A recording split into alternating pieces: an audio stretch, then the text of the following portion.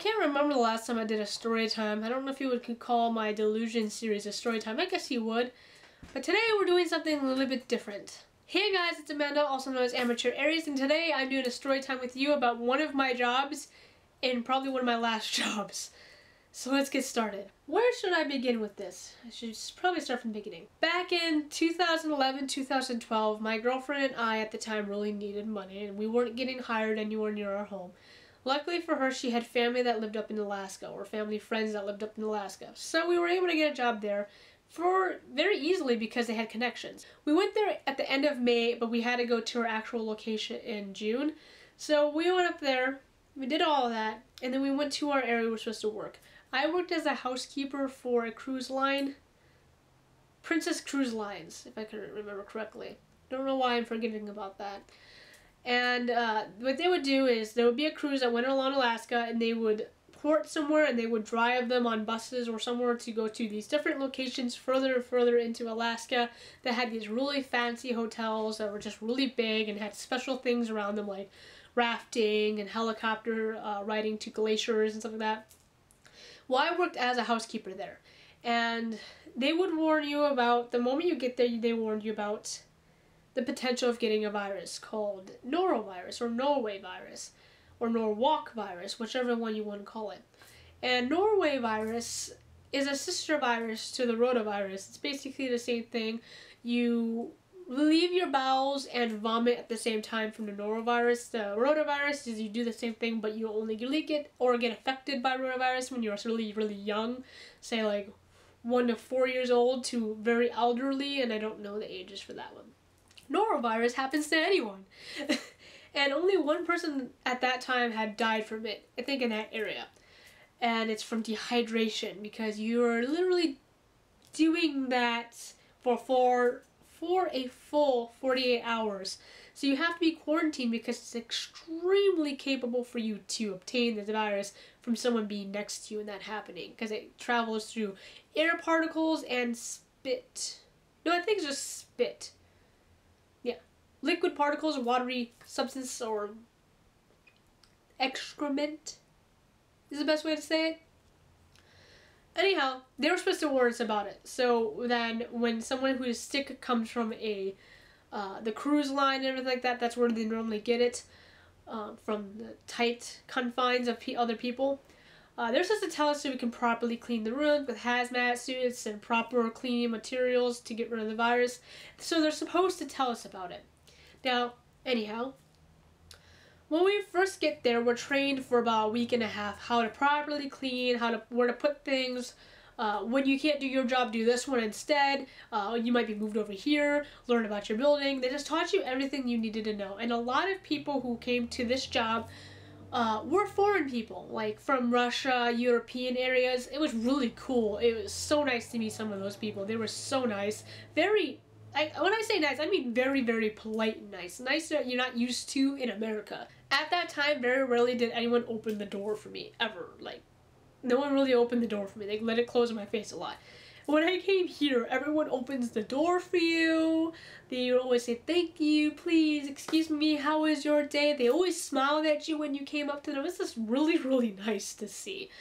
Anyhow, I had to work on the top floor of my building. It was only 3 levels, not that high up.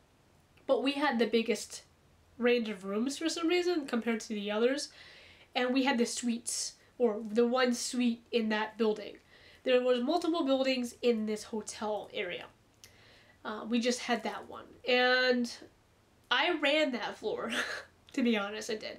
My supervisor even admitted it.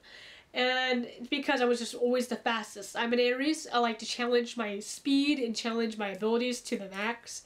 And I do that with everything. So when I clean something like that, I clean super fast. I make sure everything is hit. I properly fold everything. I vacuum everything good. And I just always been really fast about it to challenge myself to see how fast I could go next time.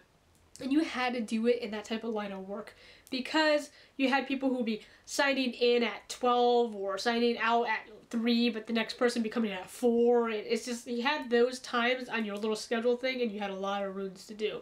So you had to be quick. They would tell you maybe 10 to 15 minutes per room and that's it.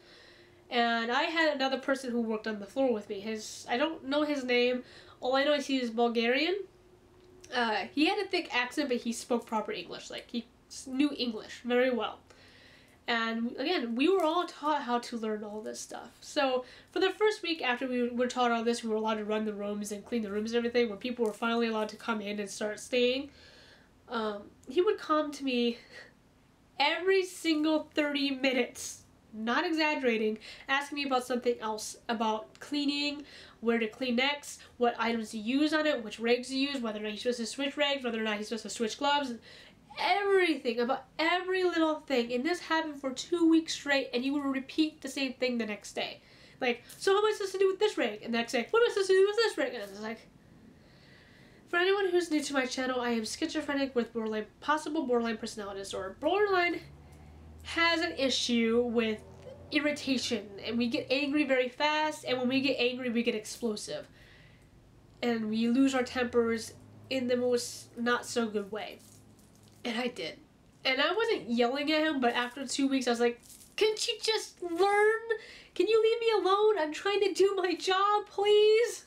And I was saying something like that, but I was biting back. Like, you could tell, I was like, I'm angry. Leave me alone. Thank you.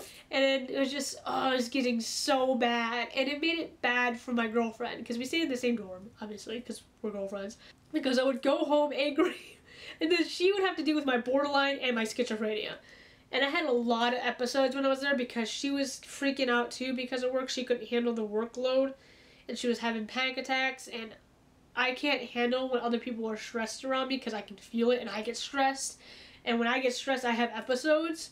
So it's just like, it was a circle. We were getting into a lot of fights because we had bad times in Alaska. We had really bad times in Alaska with our relationship, I mean. We grew from that. We stayed together for another, like, 5 years after that. But, you know, it happens. This guy got to the point where he could tell I was getting very, very frustrated with his presence. Because the reason why he kept doing that wasn't because he wasn't learning. I know for a fact it was because he had feelings for me. And the reason why I know that, because he would do the same thing at our dormitories when we weren't working. But he wasn't asking me questions. He'd be hanging all around me, like, obsessively. And it was making me very, very uncomfortable, because I didn't find him attractive. I found him really annoying at work. So the last thing I want to do is see you at home when I'm trying to relax and watch TV with all my other friends that I made while I'm eating dinner. So it's just like, can you just leave me alone? So one day, I was talking to our floor runner. She basically grabs all the sheets, all the towels. I don't remember what she's called, but I just call her floor runner because she ran on the floor, grabbed all that stuff, cleaned up the rest of the stuff, like brought us new linens and everything like that. And we were talking, and he comes up to us, and I don't remember what he said to me, but I kind of did a sarcastic, like, laugh, like, oh, yeah, no, it's like this, and I think he took it wrong, and I wasn't, that time I know for a fact I wasn't angry at him, I just was kind of, like, laughing about something, and I guess he took it wrong, because he told me to go kill myself.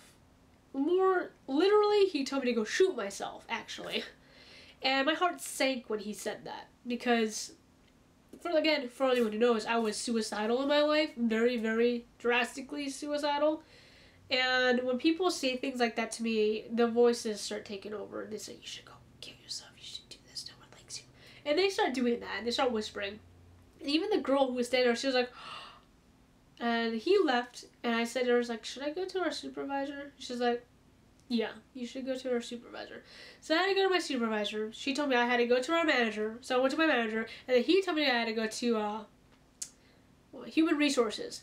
So I had that done, and then I had him removed from the building because I felt uncomfortable being in the same building with him. Not because I didn't think he was going to do something for me, I just didn't like the way he said that. It just made me feel wrong being near him. And I was petrified because we lived in the same building too. Either way, he left me alone after that. So, a couple weeks later, we get a huge shipment of people, 1,200 to be exact, who come in with the norovirus. And the reason why I know this is because I had connections inside our home building. Our managers, our supervisors didn't tell us anything about it. They didn't tell us which rooms they were in. They didn't tell us the number of people. They flat out told the supervisor to not tell us a thing. That is dangerous for us. I study epidemics and I study virology. And I know for a fact, you're being an idiot if you do that. You're not supposed to not tell someone. You're supposed to tell them so they can properly clean their hands, wash their hands, stay away from people who are sick, probably put the hazmat suits on, properly clean with the proper materials, just in case that room is someone got infected recently, and we just make sure we clean it out so they can get better, and so we don't get it ourselves. They didn't tell us. They didn't tell us a thing. And I was already having schizophrenic episodes. At this time period, I had a phobia of vomiting. I had a fear of it. I grew up, I mentioned rotavirus to you. I had the rotavirus when I was 3 years old. And I wasn't supposed to survive it, but I did. With the viruses, once you survive it, they stay inside of you. They lay dormant. And at least most of them do. So it's in me. It's laid dormant. My T cells, my antigens, they all know how to fight that virus. And so since it's a sister virus, I didn't know at the time that I really can't get it. I can't get the norovirus that well. I mean, if I do, my T cells know how to... We know exactly what you are, we know how to defeat you, and it can get rid of it within seconds. I probably the most will have a bad stomachache. So I learned about that after all this. I was freaking out like, oh no, if we're quarantined, I will have episodes. I don't like being quarantined in places.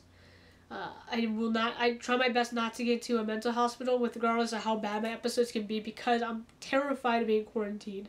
I don't like being stuck in a box room with white padding. I don't like being stuck in a room in general, small enough as it is, by myself. I have a problem with it. I just do not like it. It's claustrophobic almost. And even more loads of people coming off the ships had this disease, and they weren't telling us anything about it. After a while, I was just like, I don't feel comfortable with this, and my girlfriend at the time was having more and more panic attacks, and she was getting homesick, and I said, no, we're calling this off. We're going home. And I paid for the tickets to get us home. I paid for the $600 some of tickets we had to pay to get home. And I left Alaska. I wanted to move there, actually, and we were thinking about saving the money that we were earning, getting a place, getting a job somewhere nearby, probably in Anchorage, which is like 9 hours away from where we lived, and living there, because it was beautiful, a beautiful country style state, because it's the last frontier and everything. And we couldn't take the stress of them not telling us. It's a health hazard that they weren't telling us. It was bad. Beautiful state. Bad people we were working with. And we didn't have enough money to go get ourselves an apartment by that time either, because it was only like a month and a half that we stayed there before we were like, no, we can't do this. She was getting really bad with her panic attacks, and I was getting really bad with my schizophrenia, so we ended up going home, which really sucked. But that was my Alaska trip, and that's what I was doing at the time. I know how to clean hotel rooms. I know how to clean condo rooms, because I actually did work with a condominium. I worked with people who cleaned condos for a time period before this happened, so I actually knew what I was doing. So I hope you guys like my story time. It is a true story. I only talk about real stories. I don't give you anything fake, and I don't exaggerate on them either, because I don't see a point of that. I don't even think my brain could handle exaggeration too well, because I don't like lying. So hope you guys like, comment, and subscribe. If you'd like to hear anything else about my life, feel free to leave it in the comments below, and hit that thumbs up button so I can hit that algorithm and make sure I can see more, so people who want to learn about schizophrenia and borderline can learn about that, or people who want to see my makeup videos can see them as well. Hope you guys have a great day.